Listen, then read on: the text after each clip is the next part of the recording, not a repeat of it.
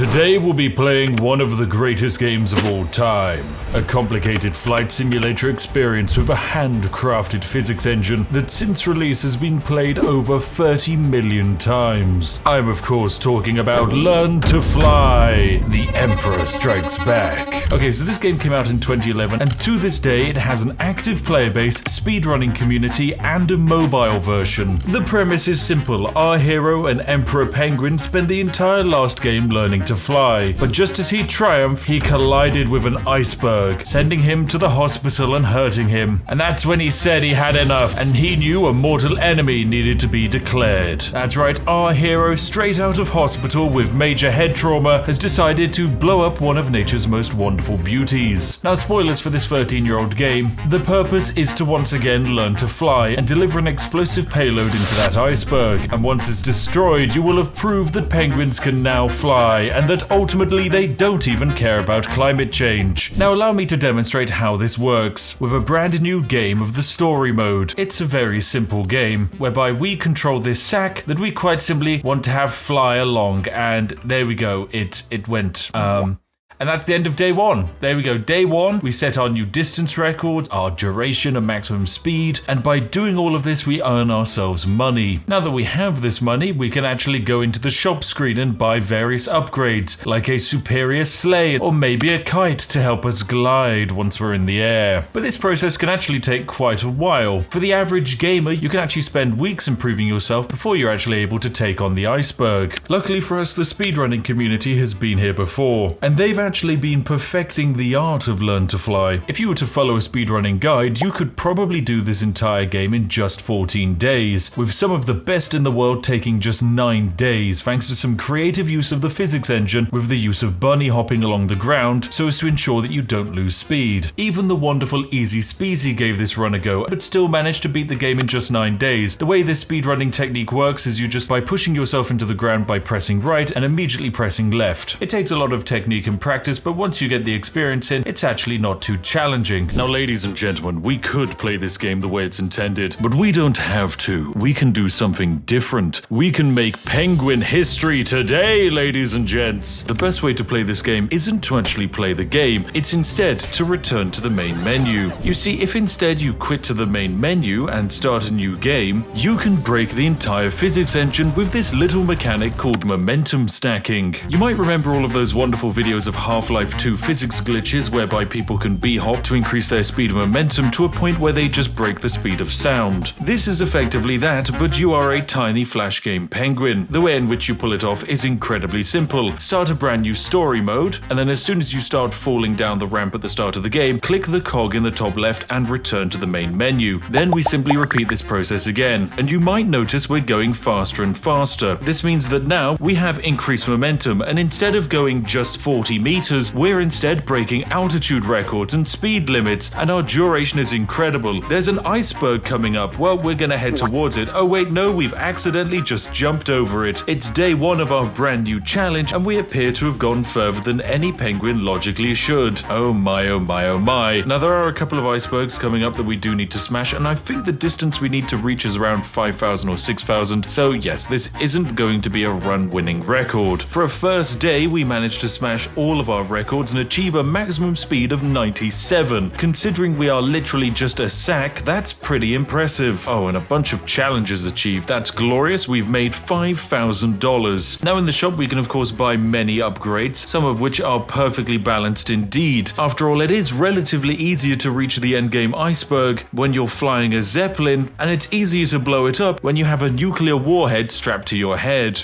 Oh, and if you worry about speed, well, don't worry, because you can simply attach yourself to a cruise missile. It's perfectly balanced indeed. From here we can also spend our bonus points to break the game a little bit, like by buying the calendar upgrade, which allows us to start new games on day -1. I think on day 2 I'm going to see if I can actually pull off this exploit again. Now be warned, if you're doing this on mobile or PC, you may experience some lag that may accidentally destroy your Flash player. Now we simply go down this ramp and yeet into the sky and build up a very nice quantity of speed. We can see our altitude here, which is very good, and we're achieving a very high maximum speed, and my goodness, yep, this is truly incredible. Let's just fly up above the sky. Away we go. There's the actual big iceberg coming up, ladies and gentlemen, and we just flew over it. Oh dear. Okay, we have technically not beaten the game, but somewhere in Mauritius there is an evil troll saying that penguins are dumb, and I mean, I can't believe they'd post these things online. That's horrible. And that they're fat? Well, of course, it was none other than the dodo, nature's troll, posting those evil messages, and luckily for us, we are sending an explosive potato to blow them up. Take that, you dastardly dodo. Ah, wonderful. An achievement unlocked. Although this game is not over, we technically did not win, as the goal is to blow up that iceberg. So that's why I'm going to start a brand new game in story mode and stack up a bunch of speed momentum. Provided I've done this enough times, hopefully on this run, we should be able to kill that iceberg. Now, I am ever so slightly flying permanently up into the sky, but I'm hoping that eventually we will begin to start falling down and collide with that iceberg. We do have a few limitations in that our top speed is massively reduced. This first day is purely about making enough money so that we can buy a basic glider, and then we'll be able to actually control this exploit. Oh my goodness, we just keep going. We actually might be able to kill the iceberg here. We are heading up to one of the icebergs. There's a small chance we're going to fall into the ocean before that. Oh, come on. If we can bounce off of this iceberg, we can make it. No! Oh, we were ever so slightly out. Quite simply, we would need to buy ourselves an ultralight aircraft, drop down a save, head on back on out to the menu, build up a bunch of momentum again, and our goal is very simple: to defeat the snowman, the snow mound, the rocky hill, the iceberg, and then the wall. That's how the game wants you to do it. Instead, we're going to bypass them all and achieve silly quantities of speed. So let's do that now. We're going to head up to a speed of 400. Very good. We are closing in very rapidly towards the iceberg. There's the iceberg gone. Now the wall is coming up. We've got to be relatively low to the ground so we can actually go through it. And there we go. We have smashed it and escaped the map, I believe. Or at least I think we broke it. It's kind of hard to tell. We might have gone past it. Is that the iceberg destroyed? No, the iceberg still lives. Right, fine, game, I see how it is. You don't like the fact that I ever so slightly upset you. That's okay, I'm going to turn my penguin into cast iron. I'm going to attach myself to a rocket firework, and we're going to make this ramp longer and higher than ever. So let's build up some momentum. A few moments later. Right, there we go. I think that should be enough, and we're ready to go. Let's kill this iceberg. Bam! We're off. High speed. Let's go. Oh my goodness, I think something happened. I can't tell. We smashed something.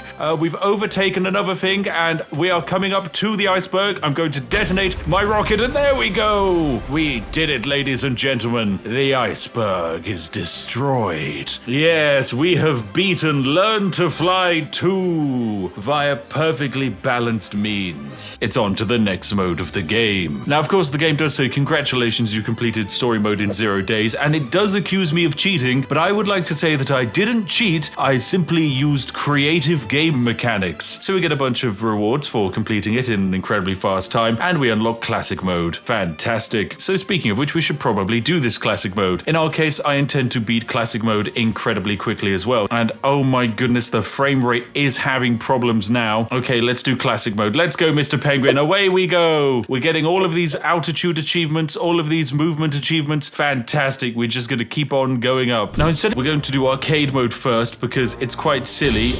Basically, we just achieved arcade mode. Nice. We achieved Nan blueprint points. Oh, right, I see. Because we glitched the game, went into classic mode, and then went into arcade mode, the game was like, yes, you've done arcade mode, and you did it so well, you achieved infinite upgrade bonus points. Right, so I'm just going to buy all of the upgrades. Why not? This seems completely fine and fair. Oh, I just clicked on arcade mode after building up speed and momentum, and the world appears to have shattered, and I've earned the Planet Crusher achievement. How have I done that? Oh, I achieved, yes, a maximum speed of 9.0. What the heck? Oh, I have royally buggered this game. Oh, this is a jammy situation indeed. We have truly, at a duration of 0, which basically meant we moved faster than the speed of sound and light, faster than this game can even conceive, and flew a grand distance. Oh, truly glorious. Okay, you know what? Let's try classic mode then. Let's do classic mode. Oh my goodness.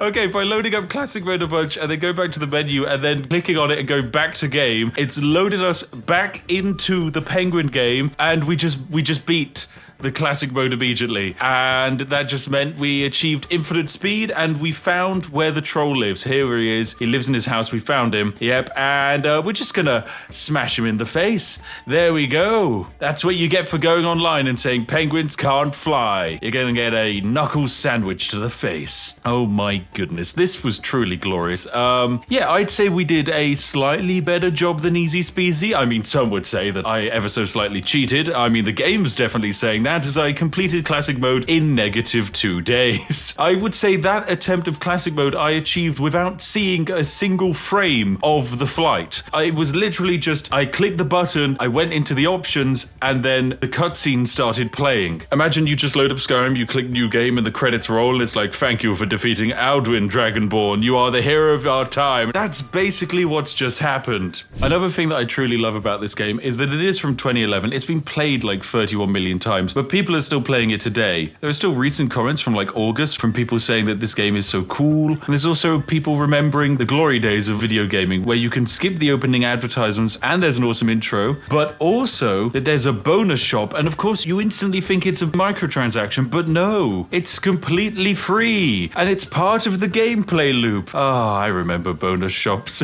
But there we go. That's all for today, folks. I hope you've enjoyed watching me break a very wonderful Flash game. And if you want to see me break more video games, then send me a recommendation, as I can destroy every single game in the universe. Anyway, as always, a massive thank you to our Patreons and lovely YouTube members. These majestic sausages bankroll my crippling addiction to drinking Yorkshire tea. Anyway, have a lovely day, and I'll see each and every one of you in the next one. Goodbye for now.